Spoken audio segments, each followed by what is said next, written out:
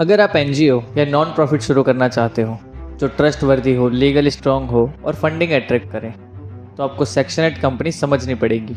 देखो, बिना रजिस्ट्रेशन के सबसे बड़ी प्रॉब्लम जो आती है वो है ट्रस्ट। लोग आपको जानते नहीं तो डोनेशन भी नहीं आएगा, और अगर डोनेशन आया भी तो एटीजी का बेनिफिट नहीं मिलेगा। मतलब बड़े डोनर्स इंटरेस्ट लूज कर देते हैं। सीएसआर फंडिंग वो सिर्फ रजिस्टर्ड सेक्शन 8 कंपनीज को मिलता है, और फॉरेन फंडिंग एफसीआरए के बिना पॉसिबल ही नहीं है, और उसके लिए प्रॉपर रजिस्ट्रेशन होना चाहिए। और बिना लीगल स्ट्रक्चर के टीम और वॉलंटियर का ट्रस्ट भी वीक होता है। इन सब का सॉल्यूशन है सेक्शन 8 कंपनी, जैसे कि 12A, जिससे एनजीओ की इनकम पर टैक्स नहीं लगता। मतलब जो भी फंड्स आते हैं वो डायरेक्टली कॉस्ट के लिए यूज़ होते हैं बिना किसी डिडक्शन के। एटीजी, जिससे डोनर्स को टैक्स डिडक्शन मिलता है, इसलिए लोग डोनेट करने के लिए ज़्यादा रेडी होते हैं, और इससे फंड रेजिंग भी इजी हो जाता है।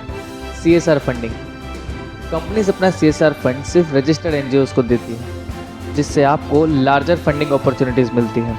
प्रॉपर रजिस्ट्रेशन से एनजीओ का स्ट्रक्चर क्लियर होता है, ट्रांसपेरेंसी होती है, और डोनर्स और पार्टनर्स का ट्रस्ट स्ट्रॉन्ग होता है।